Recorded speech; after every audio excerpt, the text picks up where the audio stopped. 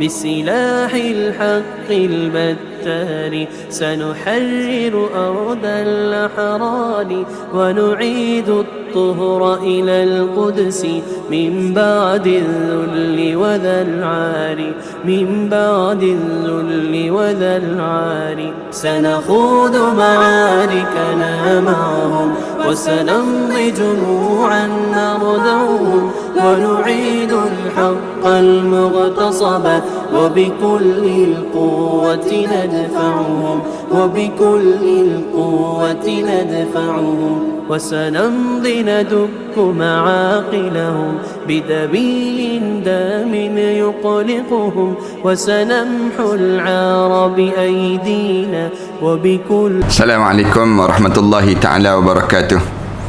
الحمد لله رب العالمين والصلاة والسلام على أشرف الأنبياء والمرسلين وعلى آله وصحبه أجمعين.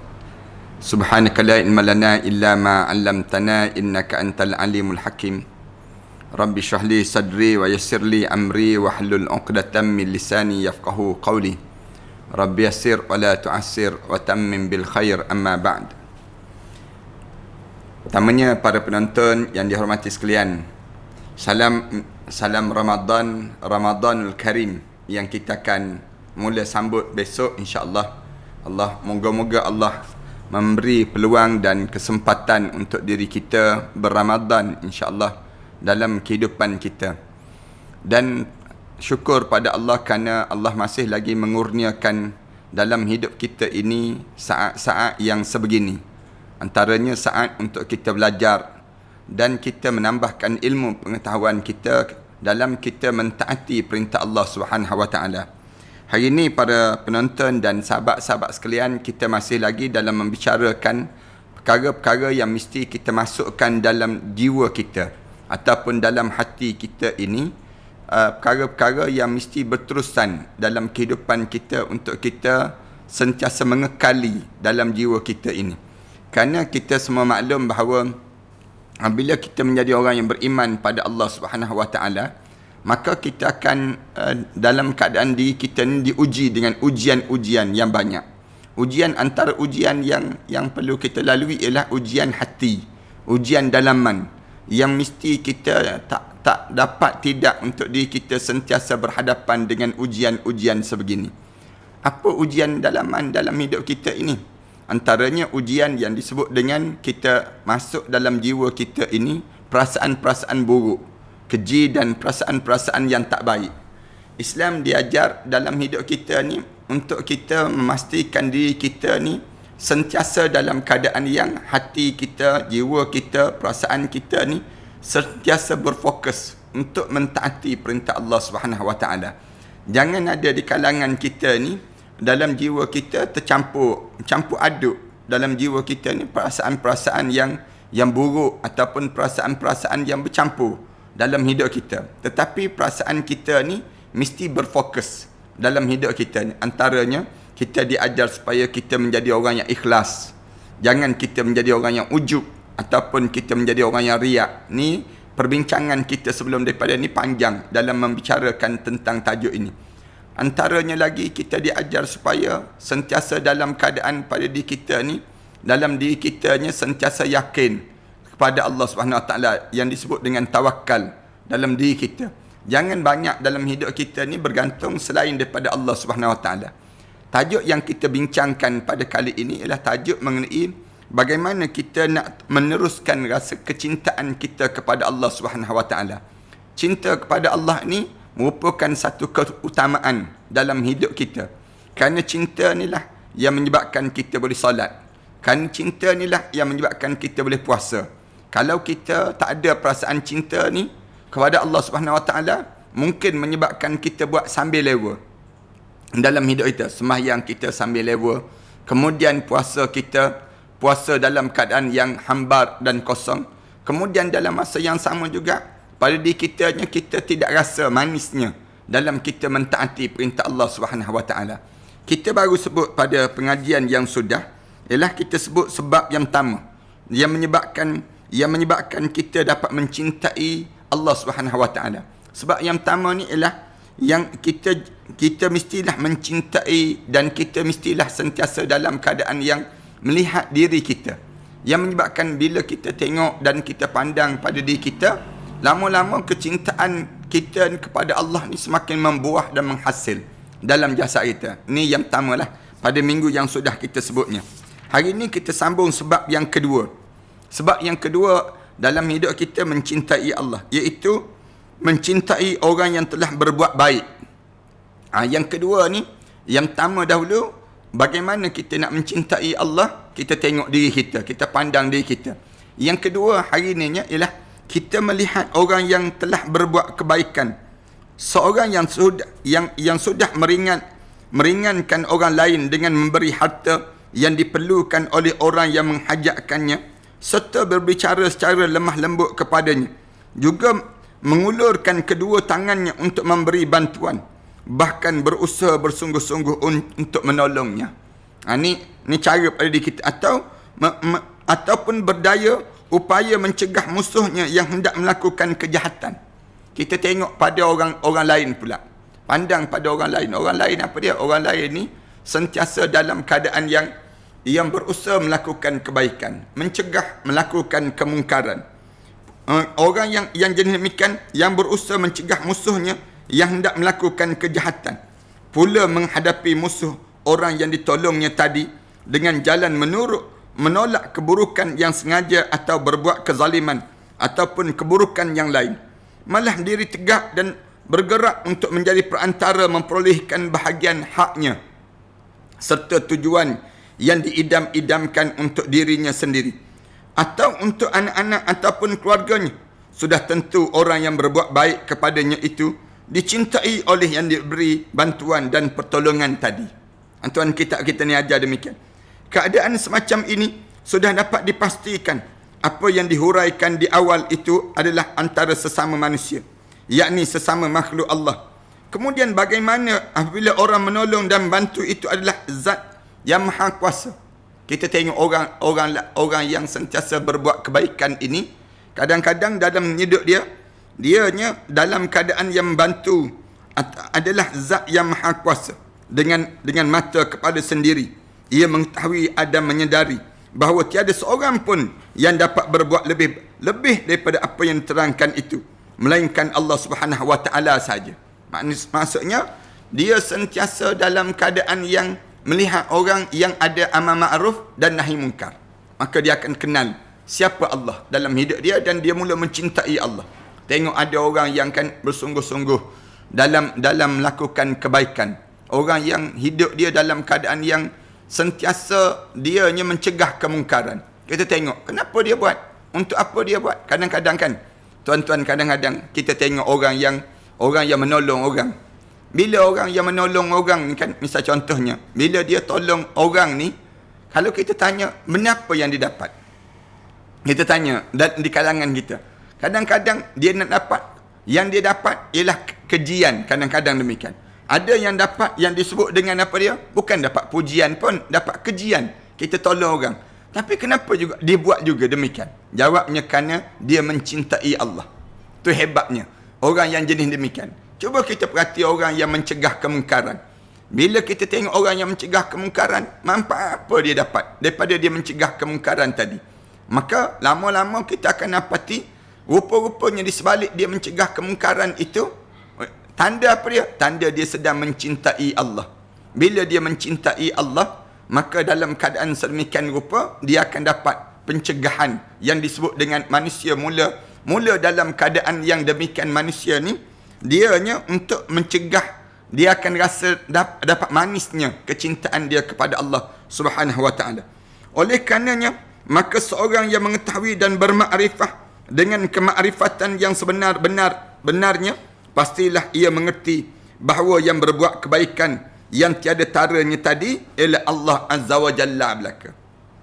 Ini orang yang hidup dalam keadaan yang dia benar-benar dia mencintai Allah Subhanahu Wa Taala.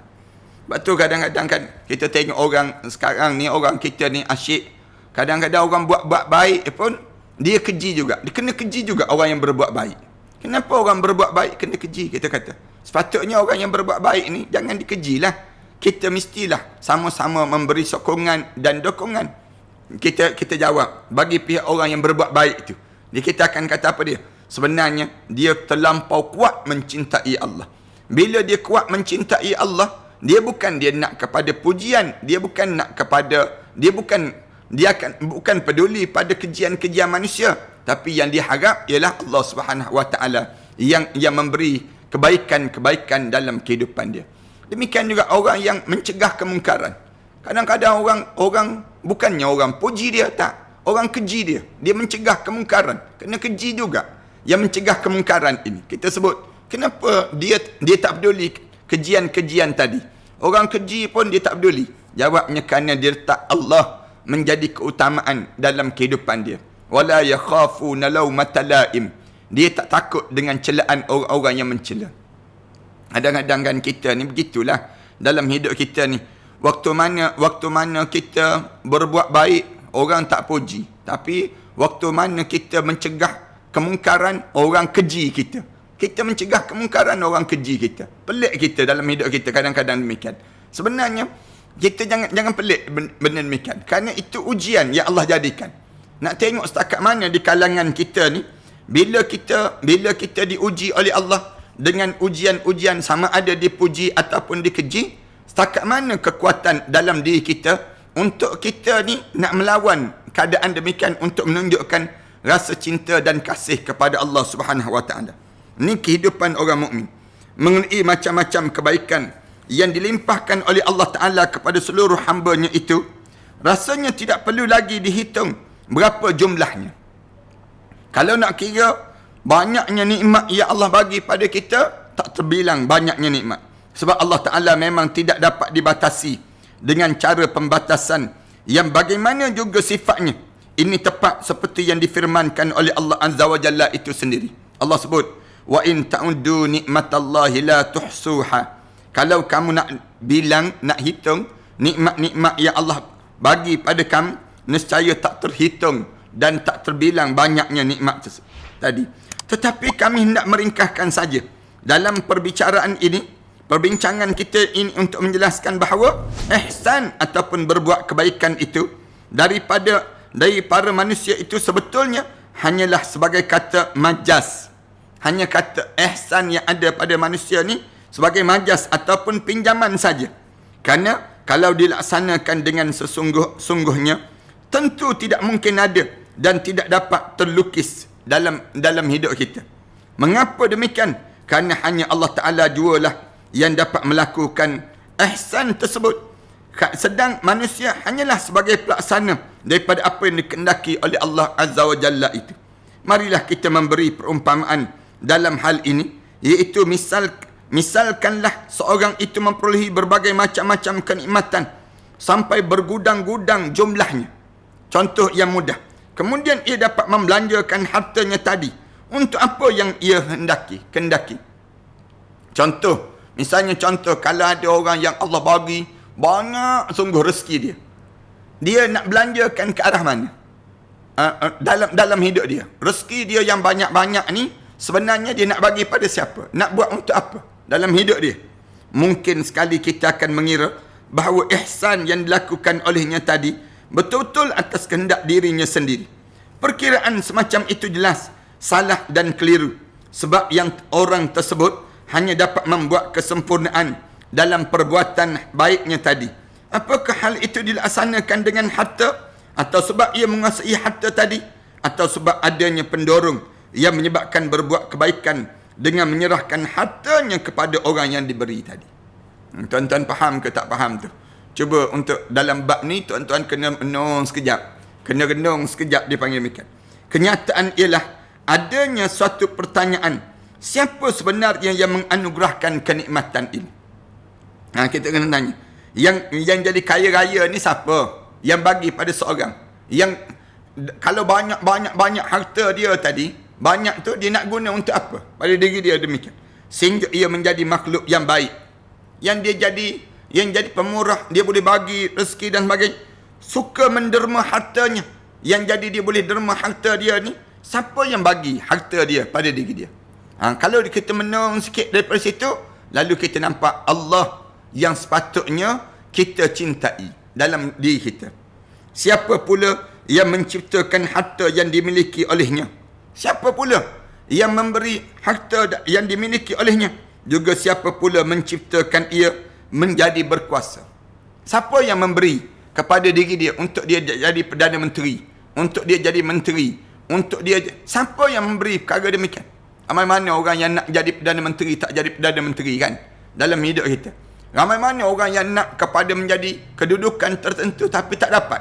Siapa yang memberi kalau tidak Allah? Yang ni yang dalam sebab yang kedua ni, cuba tengok nikmat-nikmat yang ada pada orang. Nikmat-nikmat yang ada pada orang tu, siapa yang memberi nikmat-nikmat tadi? Termasuk dengan diri kita lah. Segala apa yang ada pada orang tersebut, bila kita tengok Allah, orang tu Allah bagi nikmat banyaknya, orang tu Allah bagi rezeki dia begini, orang ni Allah naikkan kedudukan dia begini, lalu lahirlah perasaan yang kedua. Sebab yang kedua ni, kita mula mencintai Allah. Ni maksud Tuhan kita ni. Mempunyai kehendak baik. Orang-orang demikian kadang-kadang nak berbuat baik. Siapa yang bagi? Dan siapakah yang memberi dorongan untuk melaksanakan ihsan tadi? Yang dia jadi baik tadi, siapa yang memberi dan menganugerahkan pada dia? Kalau tidak Allah. Siapakah pula yang membuat kegembiraan dan kegemaran pada orang-orang tersebut? Yang timbul pada orang ni, perasaan dia nak tolong, perasaan dia nak berbuat benda. Siapa yang buat demikian kalau tidak kerana Allah? Sehingga memberikan hartanya kepada orang yang disukai lalu diberi. Siapa yang demikian? Siapa pula yang meletakkan dalam jiwanya untuk berbuat baik dan selanjutnya menyedari bahawa kebagusan yang akan diperolehi nanti untuk agama, dunia dan akhiratnya.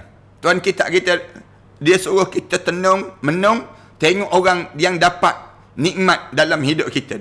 Orang yang dapat nikmat, orang-orang yang dapat nikmat ni sebenarnya tanda dia dapat nikmat tu siapa yang bagi. Kita tengok rumah orang besar misal contohnya. Kadang-kadang kita tengok orang naik kereta mewah misal contohnya. Kadang-kadang kita tengok orang yang berkuasa tinggi kedudukan dia. Kalau kita tanya siapa yang bagi benda yang demikian? Ya senang ceritanya Allah dia panggil. Bila kita tengok Allah, selayaknya kita nak cinta orang tu ke kita nak cinta Allah? Perlulah kita cintai Allah, kan Allah lah yang memberi pada seorang. Segala benda yang ada pada orang ni, siapa yang memberi pada dia? Tentu Allah. Oleh kerana demikian, mengapa kita nak cinta dia? Kenapa kita tak cinta Allah? Allah yang memberi. Itu diajar oleh Tuhan kita ni. Bagaimana untuk kita mencintai Allah? Tengok nikmat-nikmat yang dimiliki oleh setiap di kalangan kita. Bahkan apa jua dalam hidup kita yang kita dapat nikmat-nikmat ini, siapa yang beri dalam hidup ni? Kalau tidak Allah yang menganugerahkan dan memberi kepada kita nikmat-nikmat tersebut. Disebabkan kelakuan ihsannya itu, andai kata semua itu tidak diberikan kepada orang tadi, nescaya ia tidak dapat berbuat apa-apa kan? Kalau kadang-kadang kita tengok orang yang dia ni bagus, dia ni dalam keadaan yang suka menolong, membantu, mencegah perkara yang mungkar ni, semua ni datang daripada mana? Kalau tidak datang daripada anugerah Allah kepadanya. Jadi nak sebut Tuhan kita ni ajar, kamu jangan cinta pada dia, kamu cinta pada Allah. Dia tu dapat berbuat baik itu datang daripada mana? Datang daripada Allah. Segala benda Allah yang bagi. Oleh kerana Allah yang bagi, tergerak dan terdorong dalam hidup dia untuk nak berbuat benda yang kebaikan. Lalu oleh demikian, kamu diajar supaya apa dia? Kamu diajar supaya mulalah dalam diri kamu untuk mencintai Allah, bukan mencintai manusia itu sendiri. Bahkan sebutir harta pun tidak mungkin ia dapat dia tidak dapat memberikan. Jadi jelaslah bahawa Allah Ta'ala jualah yang menggerakkan hatinya untuk memiliki pendorong untuk berbuat ihsan dalam hidup seorang. Kadang-kadang kan kita tengok seorang ayah yang dia bertungkuh lumus, berpeluh, meletih kat luar cari rezeki, kemudian dia pulang-pulang bagi pada anak dia. Bila dia bagi pada anak dia makan, keluarga dia makan dalam hilai tawa, jangan terima kasih kepada ayah ni, tetapi berterima kasihlah dan mencintailah Allah dalam hidup kita. Cinta kepada Allah tu keutamaan. Nampak? Siapa yang menggerakkan hati ayah ni? Yang pergi buat kerja, yang bersusah payah untuk bawa balik rezeki, bawa balik bagi makan pada anak-anak dan keluarga ni. Kalau tidakkan Allah yang menjadikan demikian. Oleh demikian, sebab inilah yang menyebabkan layaknya kamu mencintai Allah. Baru tuan-tuan boleh faham sikit kan tajuk yang kita bincangkan ini. Kadang-kadang orang kita ni, dia nampak yang memberi itu. Dia tak nampak yang paling utama, yang lebih utama dipanggil demikian. Anda ingat ni Imam Ghazali sebut, dia kata kadang-kadang kan kita ni jangan jadi macam anjing yang berada dalam rumah orang kaya. Anjing yang berada dalam rumah orang kaya ni, Imam Ghazali kata apa dia? Macam mana? Anjing ni, orang kaya ni, dia sebenar pemilik rumah ni. Tapi waktu mana dia pemilik rumah ni, dia tak bagi makan direct pada anjing tu, tapi dia bagi kepada apa dia? Dia bagi seorang budak untuk menjaga anjing dia, membela anjing dia tersebut. Ada seorang khusus untuk menjaga anjing dia. Jadi tiap-tiap hari budak ni akan bagi makan. Budak ni akan bagi makan. Yang akhirnya anjing ni dia nampak budak ni yang bagi. Dia tak nampak tuan yang lebih utama. Tuan rumah ni sendiri. Jadi dia rapat. Anjing ni rapat dengan budak ni. Dia tak nampak yang besar ialah tuan rumah ni. Apabila tuan dia turun jalan-jalan sekali, jumpa dengan anjing ni, disalaknya oleh anjing tadi. Anjing tu jadi salak. Tapi kalau budak tu datang, anjing ni mengelus-ngelus tu badan dia. Imam Ghazali kata, kamu jangan jadi macam anjing tu, jangan. Dalam hidup ni, kita jangan jadi macam sebagaimana anjing yang jenis demikian. Yang jenis tak kenal tuan. Jangan. Tapi biar hidup kita ni, biar kenal siapa dia Allah. Sehingga kan kecintaan kita ni bukan kepada yang memberi pertolongan, berbuat baik, kemudian mencegah benda yang mungkar tu saja, tidak. Tapi kecintaan kita yang sebenar ialah untuk milik Allah SWT. Tengok nikmat-nikmat yang ada pada dia sehingga tergerak untuk dia melakukan perkara-perkara yang ihsan. Dan Allah pula yang memantapkan hatinya menjadi manusia yang sedar. Tuan kita sebut demikian. Allah lah yang memantapkan hatinya untuk menjadi manusia yang sedar, lalu memahami bahawa kebaikan dirinya, baik dalam urusan agama, dunia dan akhirat, adalah terletak dalam penyerahan harta untuk hal-hal yang berupa kebaikan. Namun begitu, apakah amalan semacam itu tumbuh daripada dirinya sendiri? Yang dia jadi berbuat baik itu, kadang-kadang tumbuh daripada diri dia sendiri ke? Sama sekali tidak. Sebenarnya manusia yang berbuat ihsan itu hanyalah kerana terpaksa atau terdesak jiwanya, hingga ia sendiri tidak dapat mengelak kemahuan hatinya sendiri yang menyuruh demikian, dan tidak mungkin menyalahi ataupun enggan melakukannya. Hati kita ni tergerak-gerak. Macam tuan-tuan nak buka ni, yang dipanggil nak buka, nak tengok dalam internet, nak tengok dalam Facebook, nak tengok dalam YouTube dan Instagram ni. Tuan-tuan sendiri ke yang nak buka ni? Tak. Allah menggerakkan.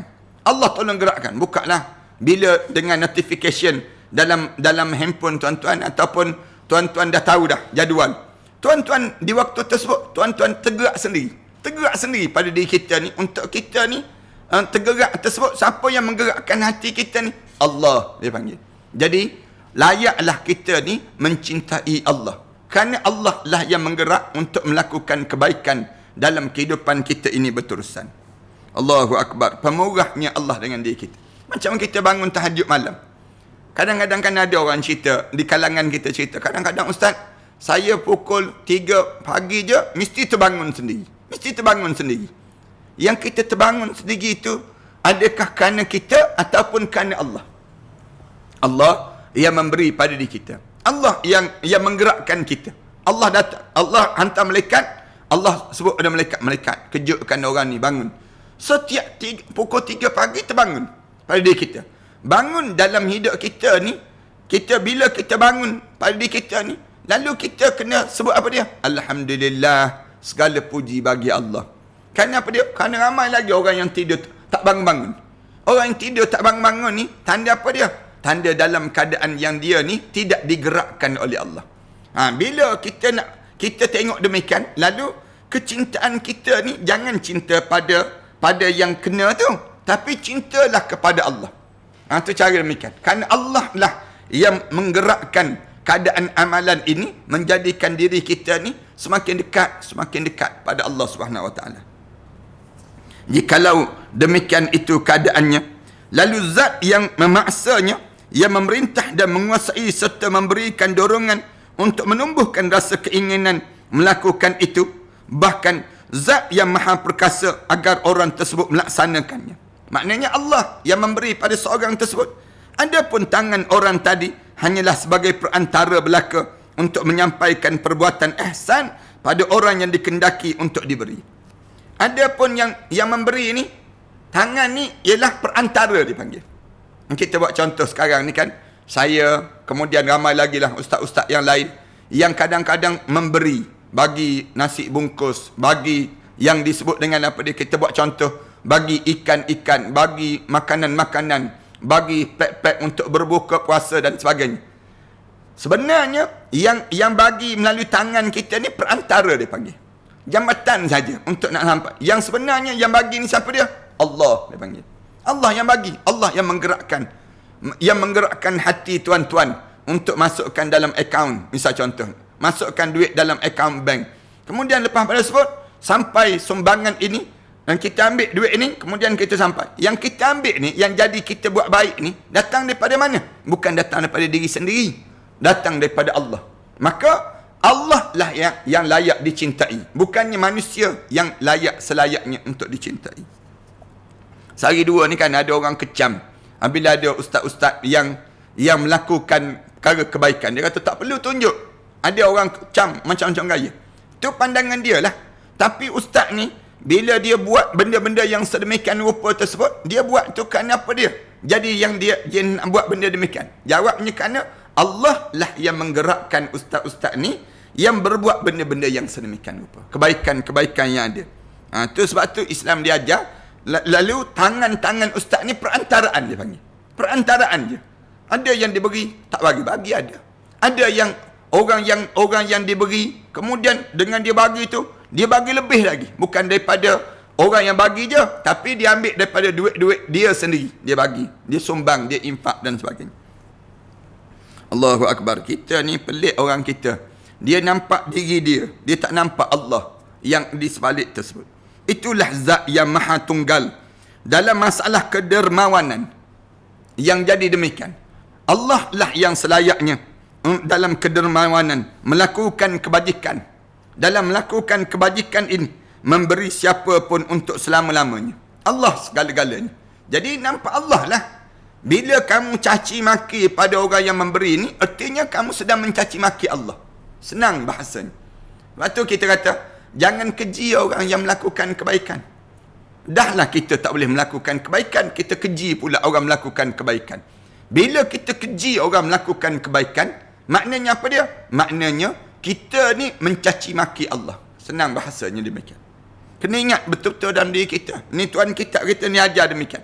Bila kita ni bagi sokongan pada orang yang melakukan kebaikan, apa saja orang melakukan kebaikan, yang dia buat salah tu adalah manusia takkan nak sempurna semua. Yang dia ada salah, tapi jangan nampak yang dia salah tadi, tapi nampak yang baik dia. Nampak yang baik dia tadi.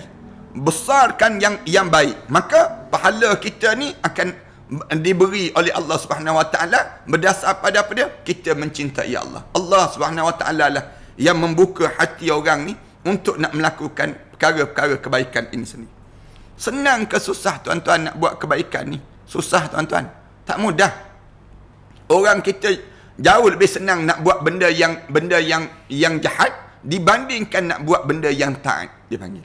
Dalam hidup kita ada dua pilihan, nak buat jahat, nak buat taat. Dalam hidup kita, yang nak buat yang taat ni jauh lebih payah dibanding dengan nak buat yang disebut dengan kejahatan. Nak buat jahat, orang kita lagi senang dalam nak melakukan kejahatan. Lepas tu ramai orang yang tak semayang dibandingkan dengan orang semayang. Ni besok nak masuk bulan Ramadan, besok ni kita nak masuk puasa ni. Senang ke nak puasa? Tak senang, tak mudah. Ramai mana orang kita tinggalkan puasa, kemudian orang kita tak boleh nak jaga puasa. Kerana apa dia? Dia buat alasan gastrik lah. Esok ramai ni dia akan mula jadi gastrik dipanggil. Esok ramai lah orang nak cari jalan untuk dia nak makan seorang-seorang dalam rumah. Ini punca apa?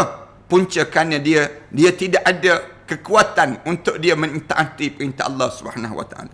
Allah membuka diri mereka untuk melakukan kebajikan, mendorong. Tuan-tuan, saya nak cerita juga contoh saya sendiri lah. Kalau saya fikir seorang-seorang kan, buat apa nak susah payah buka sekolah tahfiz? Buat apa nak membebankan diri? Lebih baiklah saya ni duduk, misal contohnya, buat apa kita nak berintimak dengan gerakan Islam, masuk terlibat dengan gerakan Islam. Kita kata, kalau kita nak fikir seorang-seorang lah dalam hidup kita ni, kalau kita fikir seorang-seorang dalam diri kita, tentu kita kata lebih baiklah kita duduk seorang-seorang, jaga keluarga, kemudian jangan peduli pada orang dan sebagainya. Tapi kenapa kita jadi nak buat juga benda-benda demikian? Kerana Allah Subhanahu Wa Taala mendorong jiwa-jiwa orang tertentu. Yang ni kamu kena buat, yang ni buat. Wahai Ahmad Dasuki, kamu buat yang macam ni kalau kamu nak syurgaku. Yang menyebabkan kita ni rasa Allahu Akbar. Kadang-kadang termenung seorang-seorang, tiap-tiap bulan kita perlu lebih kurang 400,000 misal contoh.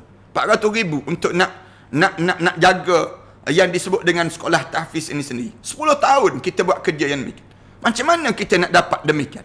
Kalau tidak kerana Allah yang mendorongkan diri kita, Allah yang menguatkan jiwa kita. Benda-benda kebaikan ini datang daripada mana? Datang daripada Allah. Dia panggil Allah yang membuka hati untuk melakukan kebajikan, memberikan siapa pun untuk selama-lamanya. Allah yang buka. Allahu Akbar. Kita pun kena rasa alhamdulillah, syukurnya pada Allah. Allah mencintai kita dan Allah mengasihi kita dengan cara kita ni melakukan kebaikan-kebaikan demikian. Juga mengasihi dan mengurniakan segala-galanya tadi. Allah bagi segala-galanya tadi. Manakala seorang itu dengan watak yang asalnya betul-betul mencintai zat yang sebenarnya, melaksanakan kebaikan-kebaikan tadi. Ihsan dipanggil. Kita yang berbuat baik ni datang daripada mana? Allah yang buka, Allah yang dorong, dipanggil. Dalam hadis Rasulullah sallallahu alaihi wasallam sebut, man yuridillahu bihi khairan yufaqihu fid din.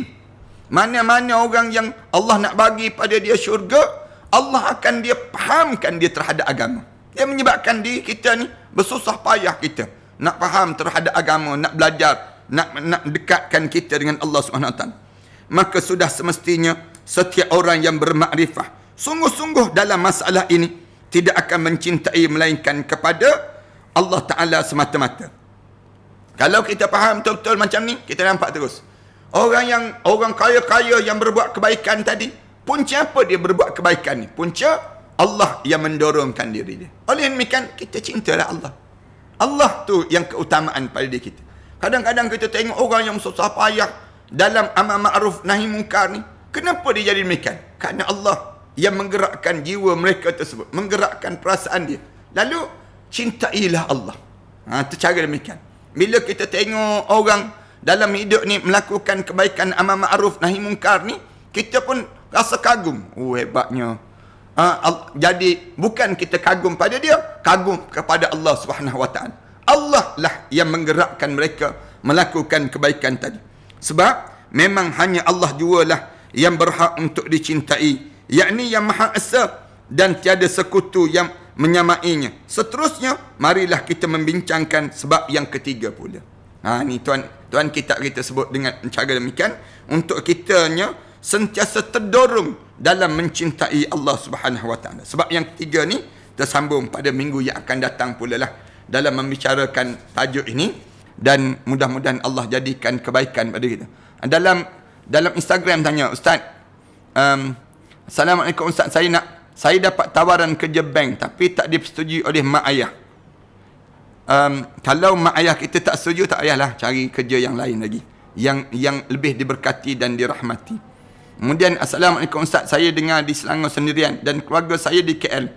Saya di Selangor sendirian dan keluarga saya di KL. Bolehkah Muhammad Firdaus 46 ni?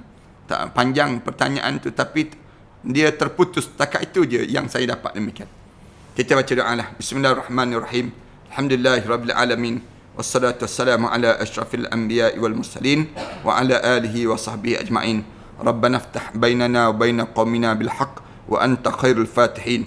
اللهم بارك لنا بشهر رجب وشعبان وبلغنا برمضان ربنا عليك توكلنا وإليك أنبنا وإليك المصير ربنا آتنا في الدنيا حسنة وفي الآخرة حسنة وقنا عذاب النار والحمد لله رب العالمين. السلام عليكم ورحمة الله تعالى وبركاته. الحمد لله والصلاة والسلام على رسول الله وعلى آله ومن والاه وبعد. Sahabat-sahabat yang dikasihi sekalian, saya berada di hadapan bangunan 3 blok. Blok yang pertama, blok yang kedua dan blok yang ketiga ini merupakan bangunan yang telah kita bersedia untuk membayarnya. Jangkaan dalam masa 3 ataupun 4 bulan lagi untuk kita bayar bangunan ini, dan kita bercadang untuk bayar dan kita wakaf untuk dijadikan pusat pentadbiran pada Ma'had Tahfiz An-Nabawi dan juga Kolej Ma'had Tahfiz An-Nabawi. 3 blok ini kita bercadang untuk dijadikan tempat pengajian bagi pelajar-pelajar yang sudah habis 30 juzuk Al-Quran Karim. Kemudian mereka menyambung pula ke peringkat syahadah dan juga menduduki peperiksaan SPM dan juga beberapa peperiksaan yang lain pula. Saya bercadang untuk mencari seramai lebih kurang 1,000 orang pewakaf yang sanggup mewakafkan sumbangan sebanyak RM5,000 untuk satu lot. Kalau kita ada lebih kurang 1,000 orang, maka insya-Allah kita akan dapat sebanyak lebih kurang RM5 juta. Bangunan ini berjumlah harganya 5.3 juta. 3 blok ini, 1, 2 dan 3. 3 ini insya-Allah, dan kita telah membayar deposit sebanyak lebih kurang RM500,000 hasil daripada wakaf yang awal yang telah dilakukan sebelum daripada ini. Alhamdulillah, saya berharap supaya kalian cepat-cepat untuk menghubungi talian di bawah ini, talian yang berada ini. Kemudian dalam tempoh bulan Rejab, Sya'ban dan Ramadan ini, kita mengharapkan agar seramai mungkin sahabat-sahabat yang boleh mewakafkan sejumlah yang demikian untuk arwah ayah, arwah mak dan juga arwah-arwah yang telah meninggal dunia sebelum daripada kita ini, ataupun untuk kita sendiri. Saya bercadang untuk nama-nama yang telah mewakafkan itu, kita letak di atas namanya nama Allah, dan di bawahnya kita letak nama-nama yang pewakaf tadi. InsyaAllah, mudah-mudahan wakaf ini diterima di sisi Allah dan menjadi sumbangan yang baik di kalangan kita pada setiap ketika dan setiap masa di kalangan kita ini sendiri, insyaAllah. Terima kasih di atas kerjasama yang telah diberikan. Mudah-mudahan wakaf kita diterima di sisi Allah.